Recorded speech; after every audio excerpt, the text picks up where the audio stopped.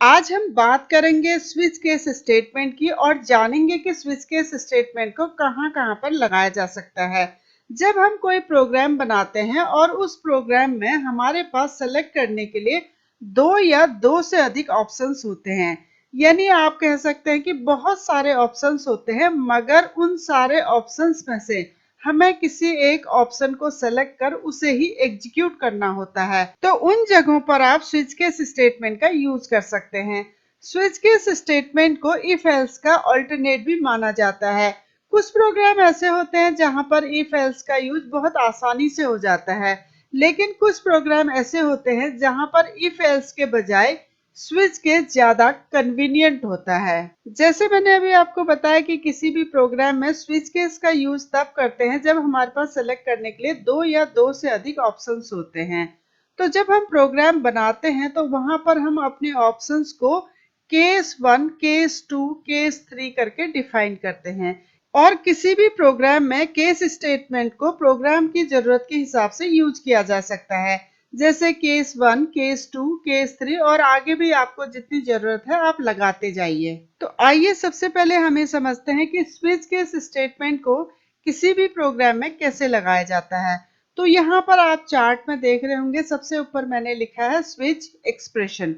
जब आप if command का यूज करते हैं तो यहाँ पर लिखते हैं इफ और यहाँ पर लिखते हैं कंडीशन, यानी वहां पर आप एक्सप्रेशन नहीं लिखते हैं। लेकिन आप जब भी स्विच के स्टेटमेंट का यूज करेंगे तो यहाँ पर आप लिखेंगे एक्सप्रेशन।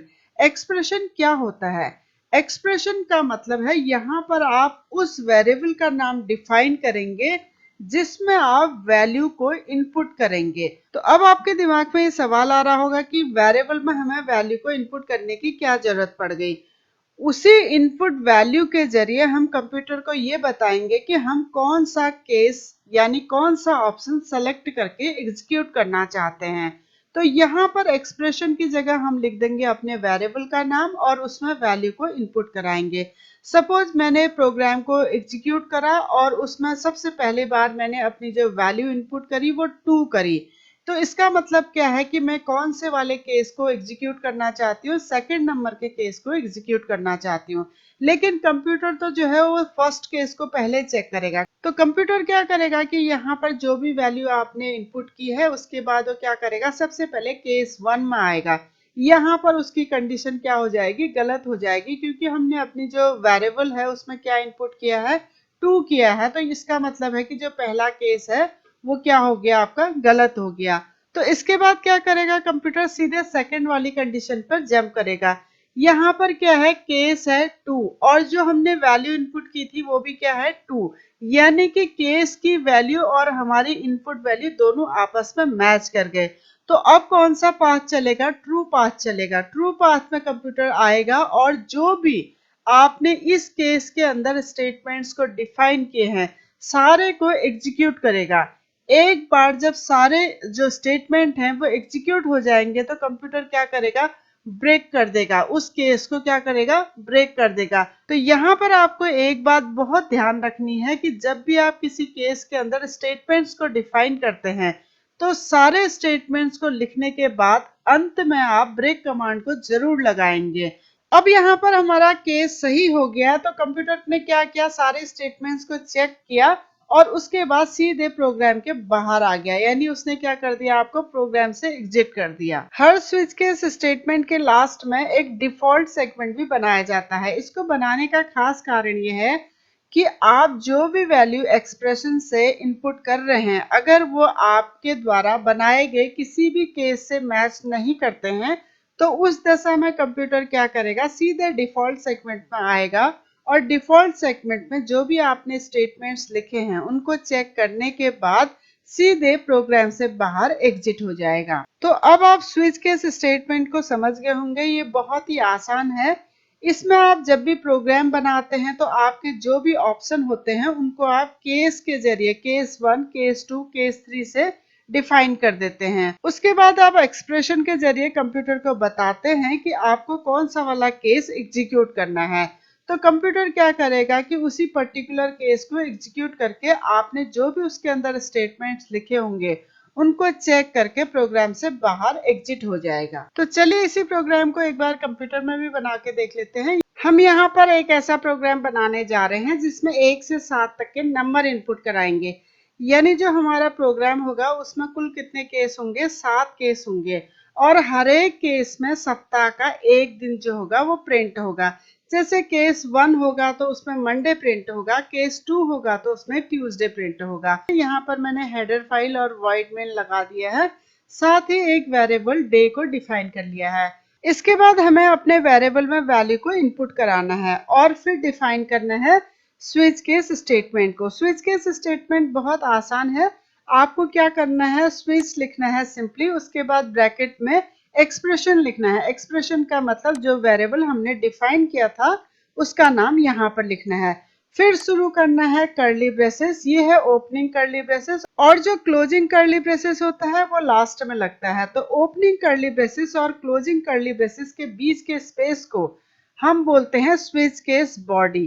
तो स्विच केस बॉडी के अंदर ही सारे जितने भी आप केस डिफाइन करेंगे वो स्विच केस बॉडी के अंदर ही डिफाइन करेंगे। सपोज मैंने यहाँ पर क्या इनपुट कर दिया, 2 इनपुट कर दिया। अब कंप्यूटर क्या करेगा कि जो भी वैल्यू मैंने इनपुट की है उसको क्या करेगा, जो मैंने केस डिफाइन कर रहे हैं सबसे मैच कराएगा। तो इसके लिए सबसे पहले कंप्यूटर आएगा स्विच स्टेटमेंट में और वहां पर वैल्यू ट्रांसफर हो जाएगी एक्सप्रेशन में।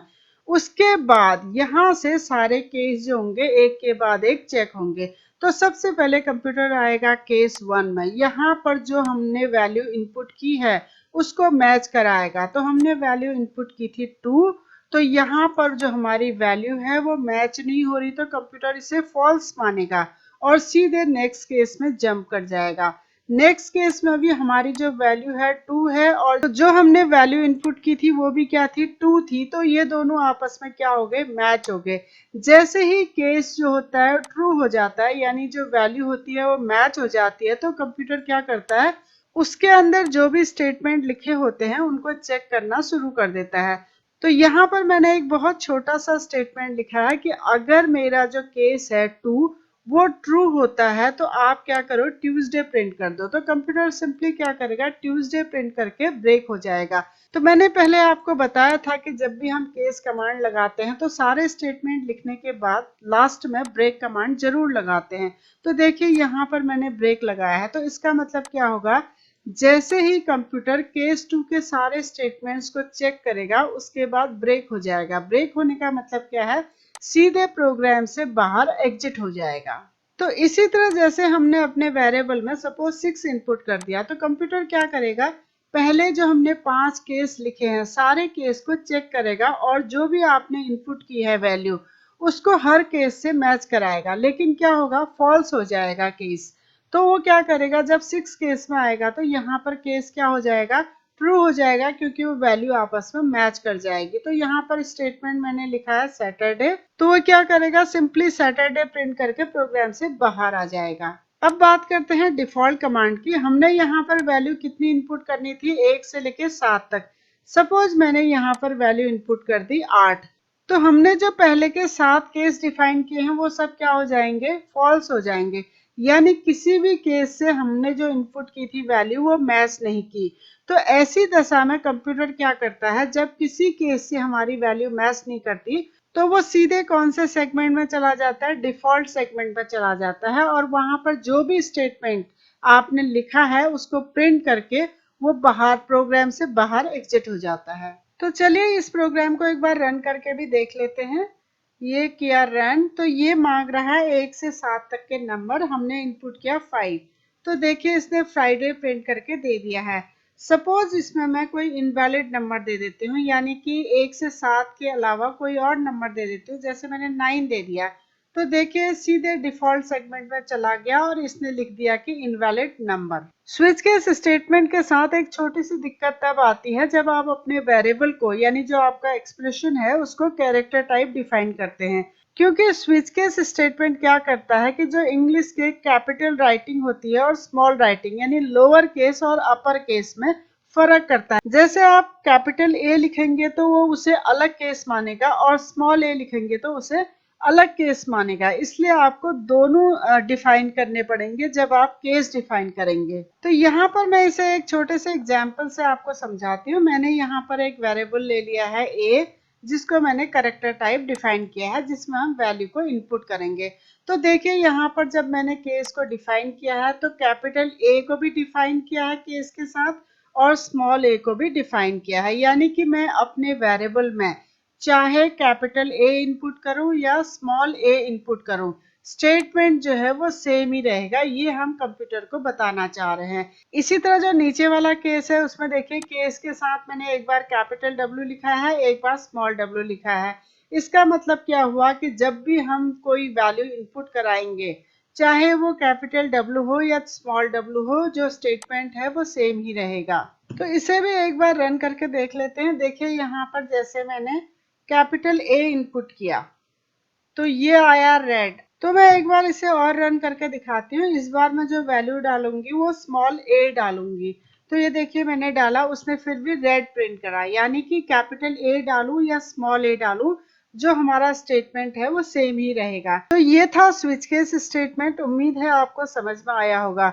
इसी स्टेटमेंट को आप और विस्तार से पढ़ना चाहते हैं तो आप हमारी वेबसाइट keepinspiringme.in में विजिट कर सकते हैं। डिस्क्रिप्शन में मैं इसका लिंक दे दूंगी। अगर आज का वीडियो आपको पसंद आए तो प्लीज चैनल को लाइक और सब्सक्राइब जरूर करिए। Thank you.